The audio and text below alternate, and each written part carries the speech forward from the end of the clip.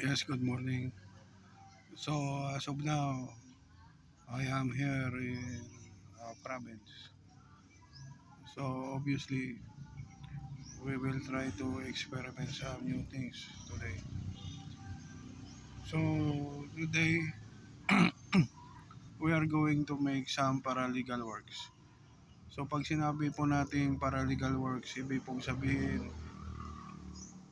kami po bilang mga law student ay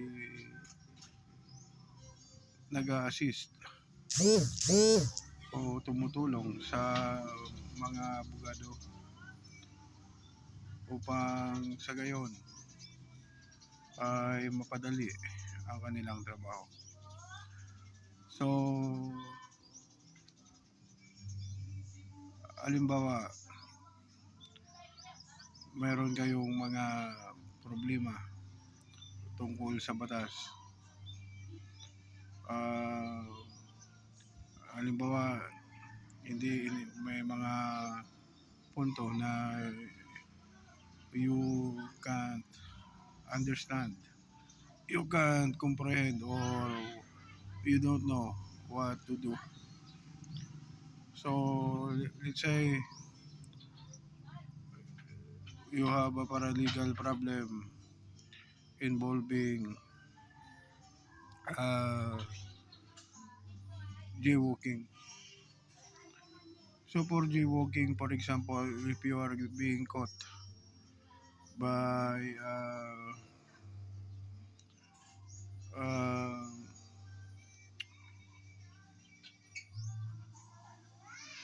uh, what do you call this? Uh, Road guard. So obviously, you must just follow what they will tell you. So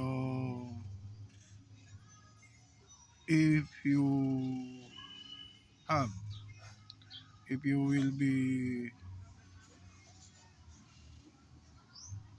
if you choose to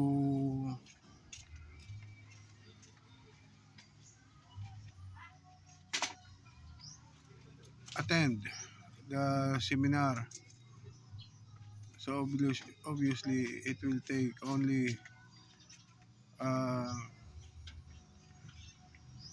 2 to 3 hours to attend. But for example, you have a lot of activities to do, then you can pay directly the amount needed and give you some receipts so that for your infraction involving jaywalking. But let us remember, jaywalking is time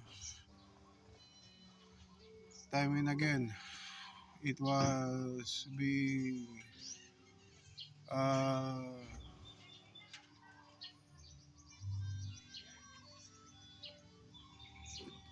debated or argued, because if you are caught by jaywalking for a first time, then theoretically you will be uh, freed or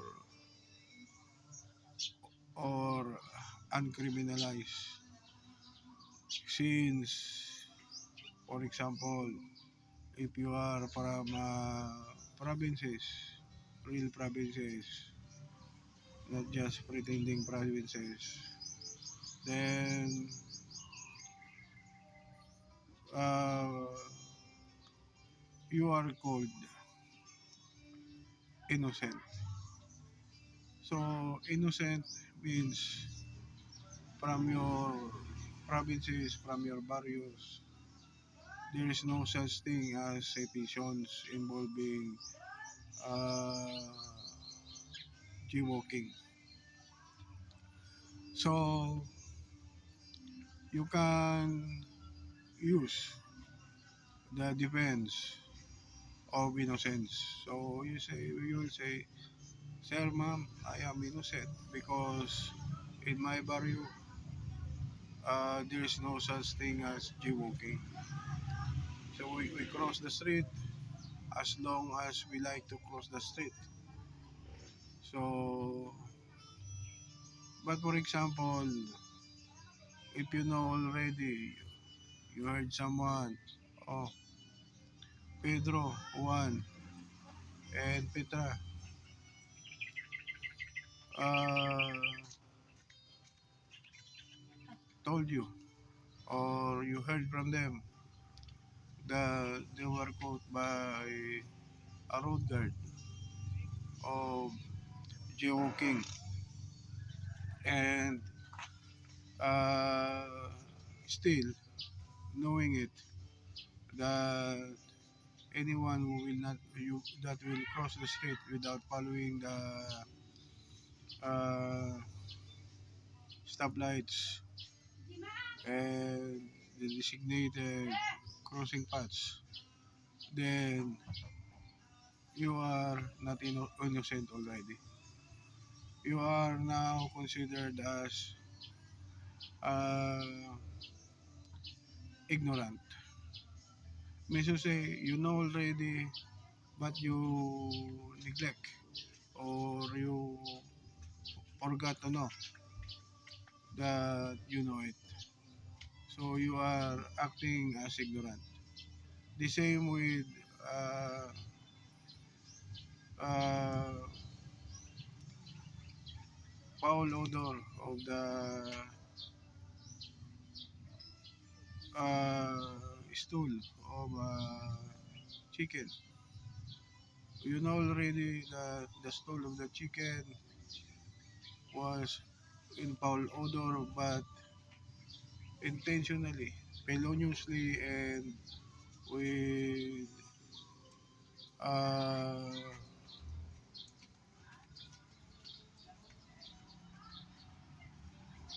and forcefully, you hold with your finger the stool of a chicken, then you put it inside your nose. Then you will say that it's in foul odor.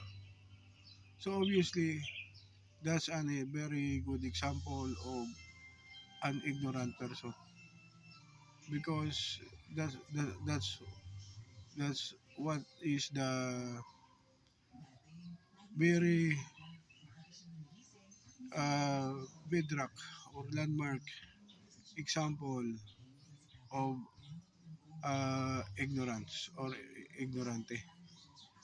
So we'll go back to the jaywalking scenario. So obviously, you cannot say anymore that you are innocent because let's say you are immune to cities already, then you know already that there is a jaywalking because you heard people saying about jaywalking in that corner, but you cross the street uh, without any foresight. So obviously, you will be fined for jaywalking. So in that case, obviously as paralegal, what our job is to recommend you to the nearest lawyers that will help you because we as paralegals we are still bar reviewists and law students.